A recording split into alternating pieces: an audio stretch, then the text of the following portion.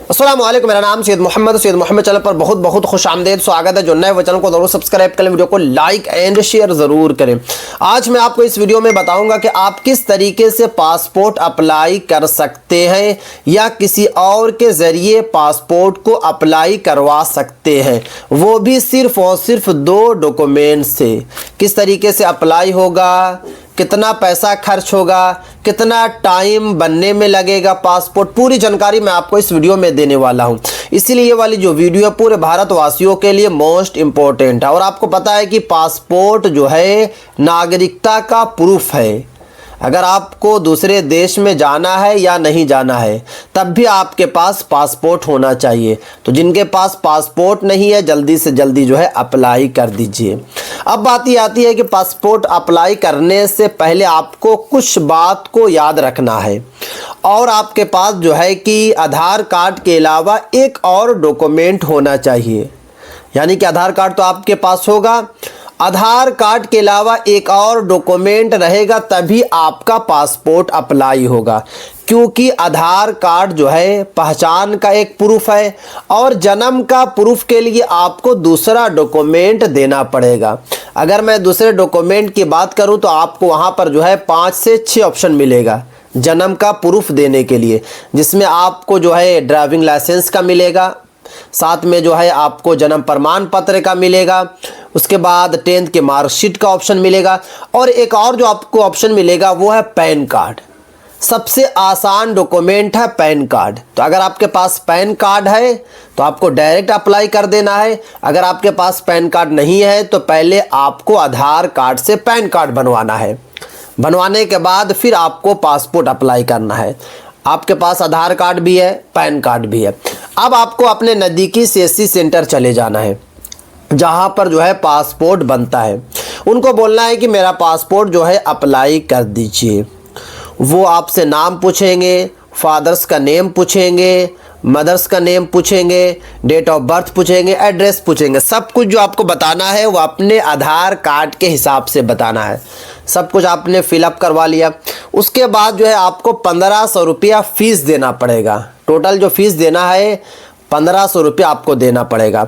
अब जो है कि सीएससी सेंटर वाले आपको बोलेंगे कि आपका अपॉइंटमेंट कब बुक कर दे, यानी कि आप जो है आप पासपोर्ट ऑफिस कब जाना चाहते हैं। तो जिस दिन भी आप फ्री होंगे, जिस दिन भी आप खाली होंगे, उस दिन का आपको जो है टाइम और डेट आपको बता देना है, और उस दिन फिर आपको जो है पासपोर्ट ऑफिस जो है चले जाना है। अब बात ये आती है कि पासपोर्ट ऑफिस जाने के टाइम आपके पास क्या क्या डॉक्यूमेंट्स होना चाहिए। तो सबसे पहले जो आपने फॉर्म भराया था वो वाला आपके पास स्लिप होना चाहिए। उसके साथ साथ आपके पास Aadhaar card original plus hard copy में होना चाहिए। उसके बाद जो है आपके पास जो दूसरा डॉक्यूमेंट होना चाहिए, पैन कार्ड होना चाहिए। उसके बाद अगर आपने 10th की मार्कशीट दिया है तो आपको आपके पास 10th की मार्कशीट प्लस हार्ड कॉपी में होना चाहिए। ये सारे डॉक्यूमेंट आपको ओरिजिनल और आपको जो है फ़ोटोकॉपी दोनों लेकर जाना पड़ेगा पासपोर्ट ऑफिस में। अब देखिए वहाँ पे अलग अलग जो है काउंटर लगा होगा, तो काउंटर पे जाने से पहले आपको टोकन मिलेगा। जैसे कि एक मिसाल है, 1 से लेके 10 तक काउंटर लगा होगा, तो पहले आपको जो है एक टोकन ले लेना है। जैसे कि आपने टोकन नंबर 5 लिया तो 5 वाले आपको काउंटर पे चले जाना है, और जाने के बाद जो है वहाँ पे आदमी रहते हैं प्यून वगैरह, वो आपको बोलेंगे कि अब आप जो है अंदर आ जाइए, ऑफिस में आ जाइए। देखिए यहाँ से अगर आप जो है कि किसी और को साथ में लेकर जा रहे हैं पासपोर्ट ऑफिस, बट आपको अंदर जो है आपको खुद जाना पड़ेगा। देखिए अगर आप पढ़े लिखे या फिर ना पढ़े लिखे तब भी टेंशन की बात नहीं, क्योंकि वहाँ पे बताने वाले लोग होते हैं। ये टेंशन आपको नहीं लेना है कि मैं तो पढ़ा लिखा नहीं हूँ तो मेरे से वहाँ पे क्या क्वेश्चन पूछेंगे, क्या क्वेश्चन नहीं पूछेंगे। कोई क्वेश्चन वगैरह नहीं पूछा जाता है। आपका वो डॉक्यूमेंट्स देखेंगे, ओरिजिनल देखेंगे और आपकी कॉपी देखेंगे, और कुछ बेसिक वगैरह सवाल वगैरह पूछेंगे। जैसे कि आपसे पूछ लेंगे कि आपका नाम क्या है, तो आपको तो नाम पता होगा अपना। आपकी डेट ऑफ बर्थ कब है तो आप बता देना है। आपका फादर्स का नेम क्या है आपको बता देना, आपकी मदर्स का नेम क्या है आपको बता देना। यही सब पूछा जाता है। वहाँ पे आपका वेरिफिकेशन कंप्लीट हो जाएगा। अब कंप्लीट होने के बाद जो है वही लोग मेल कर देंगे आपके थाना में, जो भी थाना आपका पड़ता है वो लोग जो है मेल कर देंगे, और मेल करने के बाद जो है थाना से फिर आपको कॉल आएगा। तो देखिए जब थाना से आपका जब कॉल आएगा तो वहाँ पर आपको 2 गवाह को लेकर जाना पड़ेगा। 2 गवाह को लेकर जाएंगे तो फिर आपको टेंशन बिल्कुल भी नहीं होगी, क्योंकि विदाउट गवाह के आपका जन्म प्रमाण आपका पासपोर्ट नहीं बनेगा। तो आप 2 गवाह को लेकर चले गए, वहाँ पे जो भी थाना के जो लोग होंगे, वहाँ पे जो दरोगा वगैरह होंगे, वो क्वेश्चन जो है पूछेंगे, आपसे भी पूछेंगे और गवाह से भी पूछेंगे आपके बारे में कि क्या आपके ऊपर कोई केस वगैरह तो नहीं है, कहीं मर्डर वगैरह तो आपने नहीं कर दिया। ये सब जो है गवाह से पूछेंगे, गवाह सब कुछ ठीक ठाक बता देंगे। तो अब जो है कि पुलिस वाले यानी थाना वाले जो है डायरेक्ट जो है मेल कर देंगे पासपोर्ट ऑफिस में कि हाँ ये आदमी बिल्कुल सही है, इनका पासपोर्ट जो है बन जाना चाहिए। उसके बाद जो है आपका पासपोर्ट जो है 15 से 16 दिनों के अंदर में आपके घर पर यानी बाई पोस्ट आपका पासपोर्ट बनकर आ जाएगा। बट देखिए सिर्फ और सिर्फ आपका 1500 रुपये ही खर्च नहीं होगा, क्योंकि बहुत सारे यूट्यूबर जो बता रहे हैं कि 1500 रुपये ही लगेगा, नहीं। क्योंकि जब आप थाना में जाइएगा तो थाना वाले भी आपसे जो है कुछ पैसा मांगेंगे, जैसे कि हो सकता है कि आपसे 500 रुपया मांगे, हो सकता है कि आपसे जो है 1000 रुपया मांगे। तो आपको कुछ पैसा देना पड़ेगा, क्योंकि मोस्टली जो है थाना वाले जो है 1000 रुपया मांगते हैं।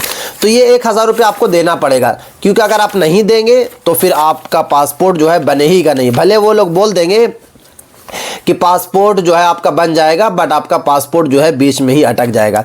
अब देखिए अगर आप जो है कि 10th किए हुए हैं तो आपको जो है 10th की मार्कशीट ज़रूर देना है, क्योंकि अगर आप जो है कि 10th की मार्कशीट नहीं देंगे तो यहाँ पे साफ साफ लिखा हुआ है कि ACR हो जाएगा, यानी कि पासपोर्ट जो है ACR हो जाएगा।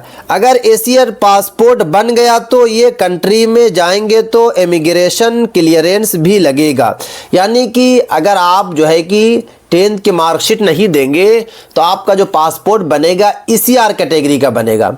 और जब आपका ECR कैटेगरी का बन जाएगा तो कुछ ऐसी कंट्री है जिसमें टोटल 18 कंट्री है, जैसे कि सऊदी अरबिया, कतर वगैरह। वहाँ जाने से पहले आपको इमिग्रेशन क्लियरेंस देना पड़ेगा, तो उसमें झमेला वगैरह होता है, वीज़ा वगैरह भी नहीं आता है, क्योंकि फिर वहाँ के जो दूसरे कंट्री के लोग हैं वहाँ पर उनको लगेगा कि आप पढ़े लिखे नहीं हैं।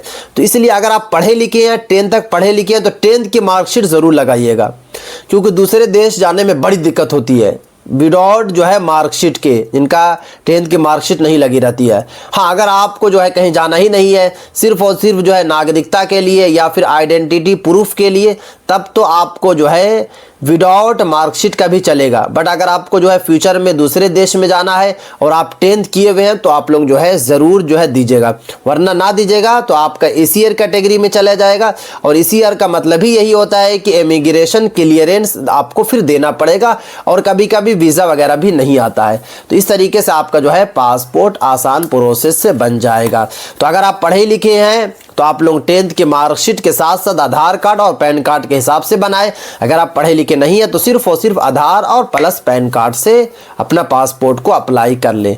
तो ये थी आज काफ़ी इंपॉर्टेंट वीडियो। अगर अभी तक आप लोगों ने चैनल को सब्सक्राइब नहीं किया है तो चैनल को आप लोग सब्सक्राइब करके बेल आइकन को ज़रूर प्रेस कर लें। उस वीडियो को ज़्यादा से ज़्यादा शेयर करें।